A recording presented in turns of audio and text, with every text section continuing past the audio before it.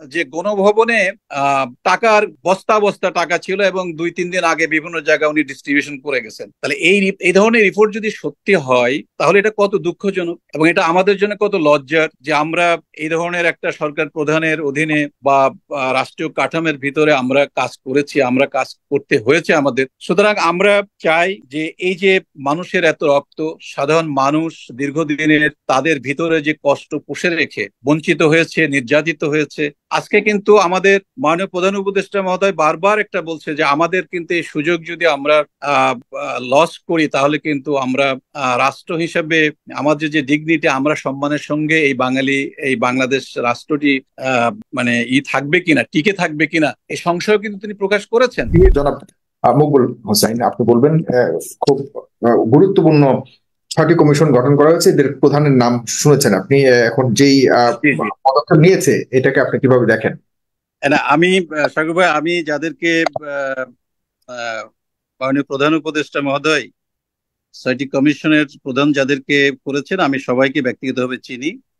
হুম, actually আমাদের আহ, আগের বক্তা বলেছেন যে আমাদের রাষ্ট্রীয় কাঠামোর যে প্রতিষ্ঠানগুলো সেটি হুম, তো অনেক ক্ষতিগ্রস্ত হয়েছে।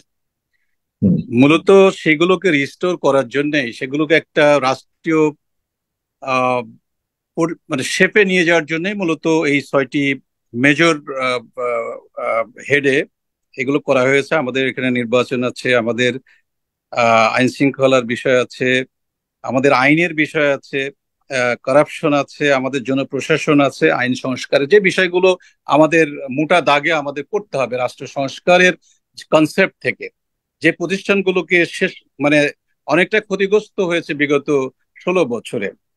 হুম, তো আমি মনে করি যে এখানে যাদেরকে কমিশন প্রধান হিসেবে নিয়ে আসা হয়েছে তারা সবাই খুবই অভিজ্ঞ এবং হুম, এখানে বলা হয়েছে যে এই শুধুমাত্র প্রধানদেরকে নামই ঘোষণা করা হয়েছে, এই প্রধানদেরকে চয়েস থাকবে, সেখানে আরো অনেক সদস্যরা ইনক্লুড হবেন।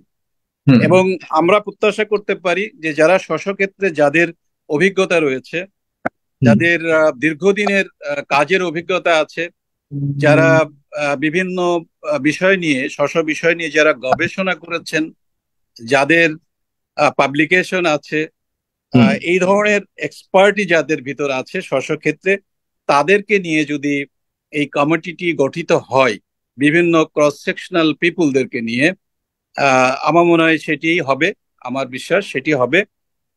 মাননীয় প্রধান উপদেষ্টা সবকিছু বিচার বিবেচনা করে এটা করেছেন। উনি অত্যন্ত একজন জ্ঞানী মানুষ, আমাদের খুবই শ্রদ্ধেয়। আমার বিশ্বাস যে এই কমিশন খুব ভালো কাজ করবে এবং আমাদের রাষ্ট্র সংস্কারের ক্ষেত্রে আমাদের যে পরিকল্পনা, হুম, আমাদের পিপলস এক্সপেকটেশন যেটি যেটি মানুষের ভিতরে, যে সমস্ত যে জায়গাগুলো মানুষ খুব ফ্রাস্ট্রেটিং হয়ে গেছিল, এদেশের সাধারণ মানুষ সবাই জেনেছে দেখেছে যে আমাদের বিচার বিভাগের অবস্থা কি, আমাদের জেনারেল অ্যাডমিনিস্ট্রেশনের অবস্থা কি, আমাদের পুলিশের অ্যাক্টিভিটিস গুলো কি, দুর্নীতির অবস্থাটা কি। এই যে আমাদের রেজাউল করিম সাহেব বললেন যে আমাদের অনেক সিনিয়র সচিবরা তারা দুর্নীতির সঙ্গে যুক্ত হয়ে গিয়েছিলেন। মানে আমি হুম, তো অবাক হয়ে যাই যখন, অবাক হওয়ার কিছু নেই, মাননীয় প্রধানমন্ত্রী তো আগে বলেছেন যে আমার পিয়ন 400 কোটি টাকার মালিক। তো যখন একটা রাষ্ট্রের সরকার প্রধান যদি বলেন যে তার পিয়ন 400 কোটি টাকার মালিক, তাহলে এখান থেকে অনুমেয় যে তাহলে অন্যরা কি করতে পারে, অন্যদের দ্বারা কি ধরনের ক্রাইম কারাপশন সংগঠিত হতে পারে। সুতরাং এটা কিন্তু প্রত্যেকটি মানুষই জানে। তো এখন সময় এসছে, আমরা চাই যে আমরা যারা এই কারাপশনের সঙ্গে সম্পৃক্ত ছিলেন, হুম, যারা যাদের পাবলিক পারসেপশনটা যাদের এরকম, অবশ্যই তাদের আহ, আইনের আওতায় আসতে হবে। আমরা আহ, একটা প্রশ্ন আসছে, আপনি নিজেই করেছেন, যে আমরা দেখছি যে অনেকের আহ, মানে পাবলিকদের কাছে, অনেকে আমাদের কাছে প্রশ্ন করেন যে অমুক মন্ত্রী, অমুক সচিব, অমুক পুলিশ কর্মকর্তা, স্যার এখনো তারা গ্রেপ্তার হচ্ছে না কেন, তারা কোথায় আছে, আমরা তো কিছু বুঝতে পারছি না।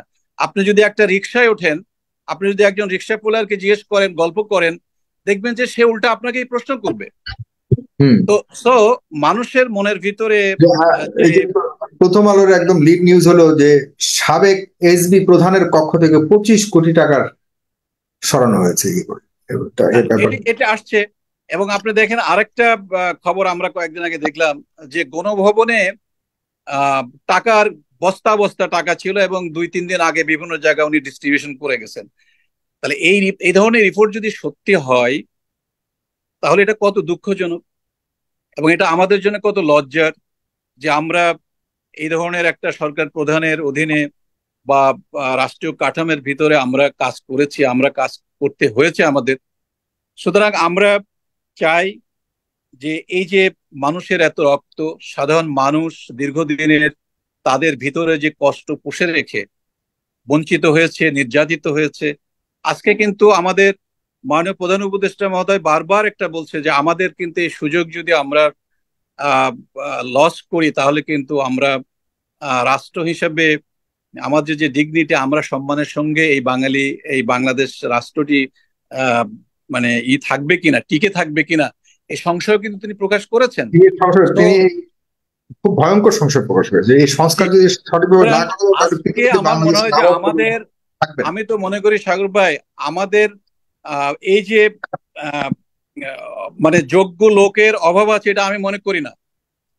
আমাদের সমস্যাটা হলো যে আমরা যারা ওই অবস্থানগুলোতে আছি তারা এটাকে হান্টিং করার মতো আমাদের মানসিকতা আছে কিনা, আমরা সেটাকে চাচ্ছি কিনা, আমরা ডেডিকেশন, আমাদের ডেডিকেশন কতটুকু, আমাদের ভিতর দেশপ্রেম কতটুকু, আমরা যারা প্রত্যেকেই জানে। যেমন ধরেন আমাকে যদি আপনি প্রশ্ন করেন বা আমার চান, আমি 50 জন অফিসারকে নাম কালকে দিয়ে দিতে পারি যে যারা রাষ্ট্রের জন্য অত্যন্ত ফ্রুটফুল, তারা ভালো পারফর্ম করতে পারবে, তারা তাদের সততা আছে, তাদের দক্ষতা আছে। এখন সেটা তো আমি তো এখানে টক শোতে বললে হবে না, তো আমাকে তো বা এরকম যারা আছেন তাদেরকে তো কাজে, রাষ্ট্রের কাজে কাজে লাগাতে হবে, তাদেরকে তো একটা জায়গায় দিতে হবে।